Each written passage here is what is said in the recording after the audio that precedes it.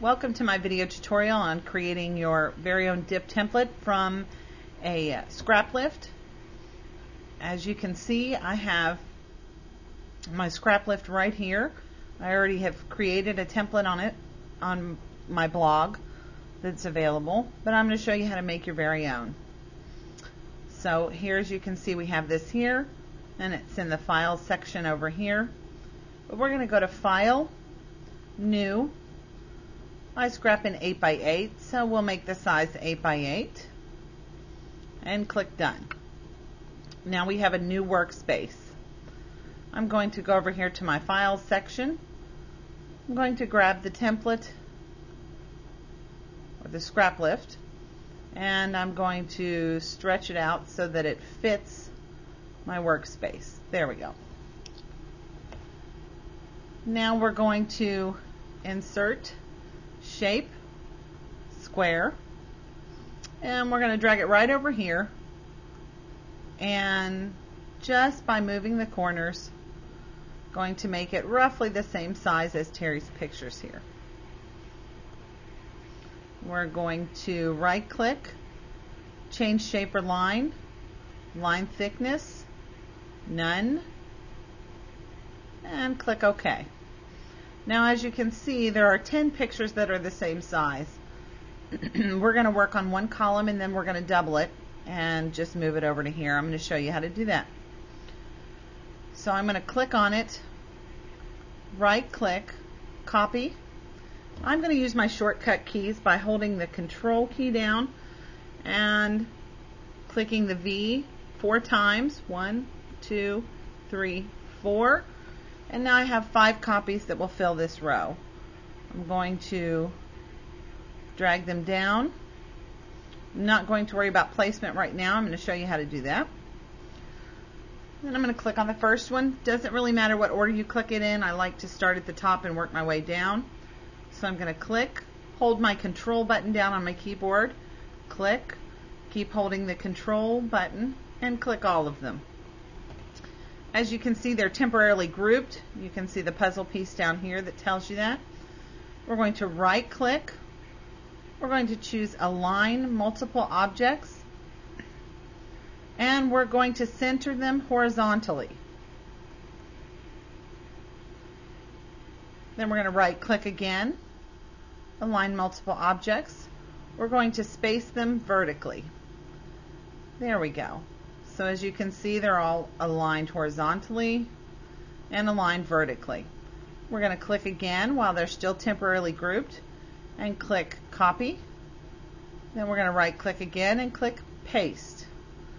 And we're just going to drag this over right to here. Now, as you can see, in the stack section over here, I now have 10 pictures, 10 files. You can see when I click on them. That was pretty easy. So we're going to go over to Insert, Shape. We're going to do a square again. We're going to move it down and just arrange it to where it's close to the picture that Terry had. And adjust it as necessary. We're going to right click on it, change shape or line, line thickness, none, OK.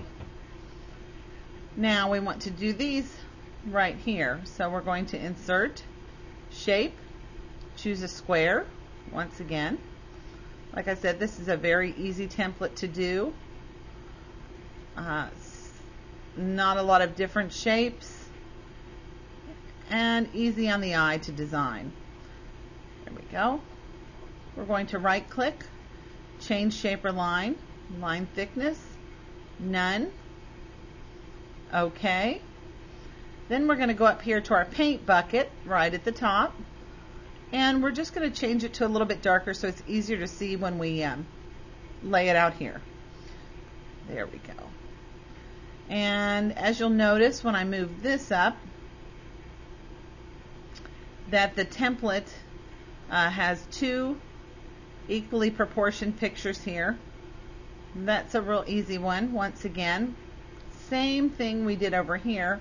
We're just going to right click, copy, right click, paste, and we're going to make it a little bit smaller because as you could see on the original Scraplift it was a little bit smaller.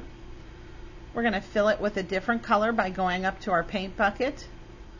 Let's try a lighter gray here, and then I'm just going to tilt it so that it roughly matches what Terry had. We have one more picture to fill in the background. We're going to go back up to Insert, Shape, once again a square, drag it down,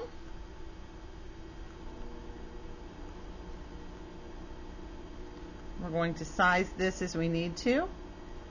Once again, just grabbing the corners, right click, change shape or line, line thickness, none. There we go. Now, you see that we have most of the template done, but the placement is off a little bit. I'm going to go back and show you from my files what the original Scraplift looked like. This last square that we put on here on our template is on top, and we want to move it down below these two. So we're going to click back over here to go back to our template. We're going to go to our stack right here. We're going to click on the box that we last did. We're going to hold the mouse down and we're going to drag it right to almost the bottom, just right above the Scraplift that we have. There we go. We'll want to go just to check the alignment here. Let's go to Effects. Let's go to the paint bucket and let's change the color just a little bit, just so we can see what's under it. We're almost done here. We want to click on the original Scraplift template that we drug onto our workspace, and we're going to hit the delete key. Now as you can see, it looks blank. It's really not. We remember that we put the shapes in here. So one last thing, we're going to insert, shape, square once again, drag it to where it aligns, right click, change shape or line, line thickness, none. Okay. And then I like to fill the back of my templates with black, so we're going to click on black.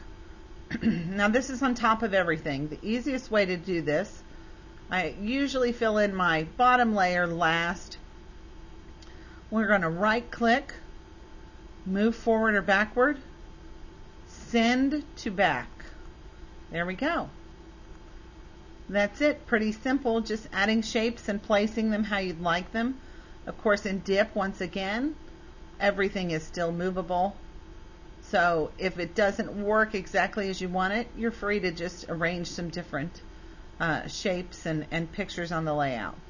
I thank you for watching my next video here, which is how to create a dip template from a Scraplift.